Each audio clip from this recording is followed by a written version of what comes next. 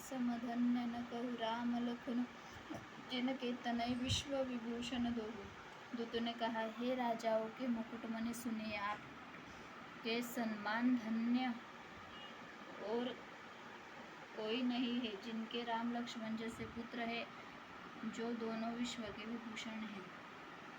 पूजन जो न तनय तुम्हारे, पुरुष सिंगति पूरव जिवारे।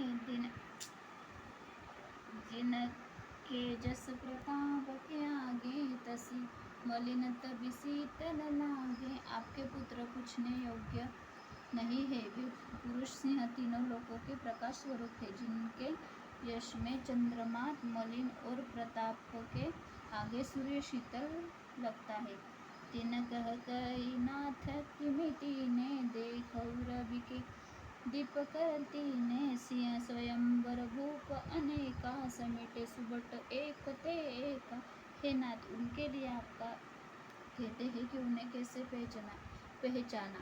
क्या सूर्य के हाथ में दीपक लेकर जाता है। सीता जी के स्वयंवर में अनेकों राजा और एक से एक बढ़कर योद्धा एकत्र हुए थे।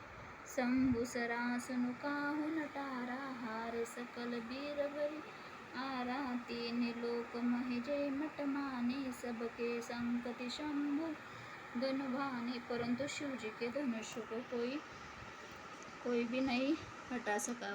सारे बलवान वीर हार गए। तीनों लोगों में वे वीरता के अभिमानी थे। शिव जी के धनुष को सबकी शक्ति तोड़ दी।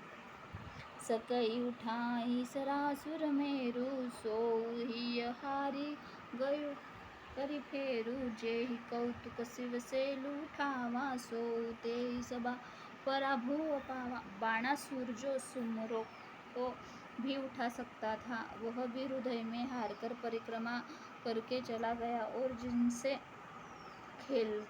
जिसने खेल से ही कैलाश को उठा लिया था, वह रावण भी उस सभा में पराजय को प्राप्त हुआ। तहा राम रघुवंश सुनिह महामहिपाल, भजे उचाप प्रयास बिनु जिमि गज पंकज नाल। हे महाराज, सुनिए, वहाँ जहाँ ऐसे ऐसे योद्धा हार मान गए, रघुवंश मणि श्री रामचंद्र जी ने बिना ही प्रयास शिव जी के धनुष को ऐसे ही तोड़ डाला, जैसे हाथी कमल की डंडी को तोड़ डालता है। म्हणजे स्वयंवर झाला होता ना, सुनी सरोष भृगुनायक आए, बहुत भ्रांति तिनि आँख दिखाए। देखी राम बोलु निज धनु दीना, करे विनय गवनु बन कीना।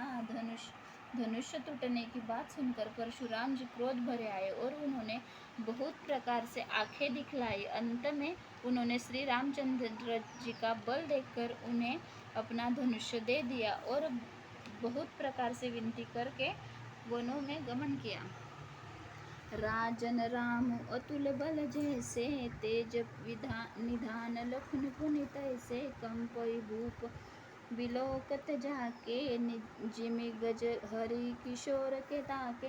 हे राजन, जैसे श्री रामचंद्र जी अतुलनीय बली है, वैसे ही तेज निधान फिर लक्ष्मण जी भी है, जिनसे देखने मात्र से राजा लोग ऐसे कांप उठते थे, जैसे हाथी सिंह के बच्चों को ताकने से कांप उठते हैं।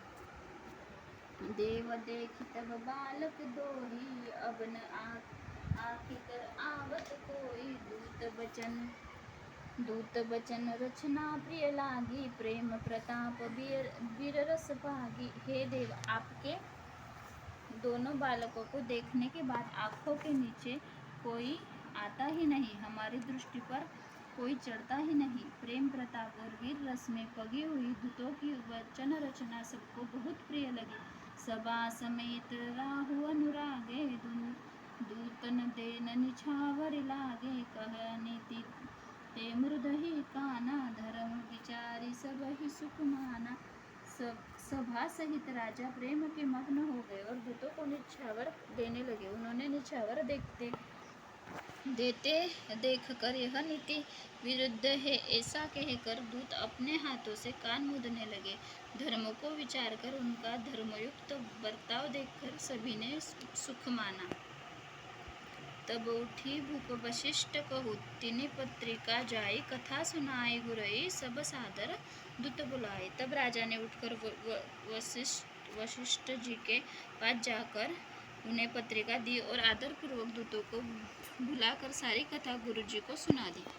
सुनी बोले गुरु अति सुख पाई पुण्य पुरुष कहि महि सुख छाई जिमि सरिता सागर महु जाहि यद्यपि तहि कामना नहीं। सब समाचार सुनकर और अत्यंत सुख पाकर गुरु बोले पुण्यात्मा पुरुष के लिए पृथ्वी सुखों से छाई हुई है जैसे नदियाँ समुद्र में जाती है यद्यपि समुद्र को नदी की कामना नहीं होती। तिमि सुख संपत्ति भी नहीं बुलाए धर्मशील पै जाहि सुबाहे तुम गुरु विप्र धेनु सुर सेवी तासी पुनित कौशल्या देवी। वैसे सुख और संपत्ति बिना ही बुलाए स्वाभाविक धर्मात्मा पुरुष के पास जाती है। तुम जैसे गुरु ब्राह्मण गाय देवता की सेवा करने वाले हो वैसे ही पवित्र कौशल्या देवी भी है। सुकृति तुम समान जग माही बहु नहे को नाही तुम ते अधिक पुण्य बड़ पाके राजन राम सरिस चुक जाके। तुम्हारे समान पुण्यात्मा जगत में कोई हुआ नहीं और न होने का है। हे राजन तुमसे अधिक पुण्य और किसका होगा जिसके राम सरी के पुत्र है। वीर विनित परम व्रत दहारी गुण सागर बर बालक चारी तुम कहू सब्र काल कल्याणा सजो बरात बजाऊ निशाना। और जिसके चारों बालक वीर विनम्र धर्म का व्रत धारण करने वाले गुणों को सुंदर समुद्र है उन तुम्हारे लिए सभी काल में कल्याण है। अतएव डंका बजाकर बारात सजाओ। क्या बोला तुम? चले उबेगी सुनी गुर बचन बले नाथ सिरुनाई भूपति गवने भवन तब दुंतो वासुदेवाई। और जल्दी चलो गुरु जी के ऐसे वचन सुनकर ये नाथ बहुत अच्छा कहकर नवाकर तथा दूतों को डेरा दिलवाकर राजा महल में गए। राजा सबुर निवास बुलाई जनक पत्रिका बाची सुनाई सुनी संदेश सकल हर्षानी अपर कथा सब भूप बखानी। राजा ने सारे रनिवासों को बुलाकर जनक जी की पत्रिका बाचकर सुनाई। समाचार सुनकर रानियां हर्ष में भर गए। राजा ने फिर दूसरी सब बातों का जो दूतों ने मुख से सुनी वर्णन किया। प्रेम प्रफुल्लित राज हिरानी मन हो सिखनी सुनि बारिद बानी मुदित आशीष देहु गुरु नारी अति आनंद मगन महतारी। प्रेम में प्रफुल्लित हुई रानियां ऐसे सुशोभित हो रही है जैसे मोरनी बादलों को गरज सुनकर प्रफुल्लित होती है। बड़ी बूढ़ी अथवा गुरुओं की स्त्रियां प्रसन्न होकर आशीर्वाद दे रही है। माता ये अत्यंत आनंद में मग्न हुई। ले ही परस्पर अति प्रिय भ्राती हृदय लगाई जुड़ा वही छाती राम लखन के कीर्ति करनी बार ही बार भूप पर। अत्यंत प्रिय पत्रिका को आप समय लेकर वे हृदय से लगाकर छाती शीतल कर रहे। राजाओं में श्रेष्ठ दशरथ जी ने श्री राम लक्ष्मण की कीर्ति और करने का बारंबार वर्णन किया। मुनि प्रसादु कही द्वार सिधाए रानी न तब महिदेव बुलाए गृहदान आनंद समेता चले विप्र पर आशीष देता। यह सब मुनि की कृपा है ऐसा कहकर वे बाहर चले आए। तब रानियों ने ब्राह्मणों को और आनंद सहित उन्हें दान दिए। श्रेष्ठ ब्राह्मण आशीर्वाद देते हुए चले।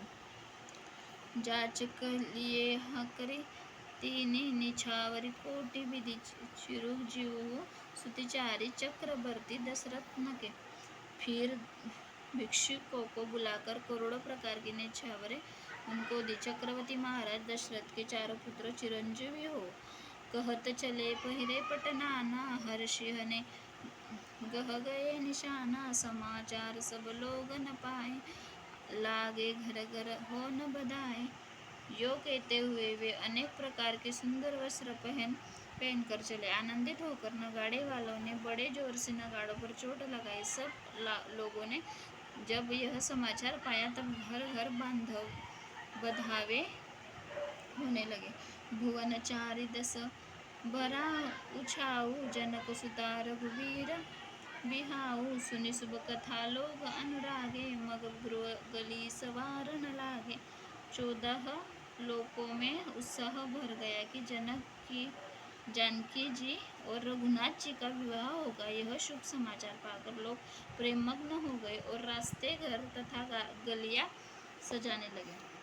जगदबि अवध सदैव सुहावनी रामपुरी मंगलमय पावनी पदपि प्रीति सुहाई मंगल रचना रची बनाई।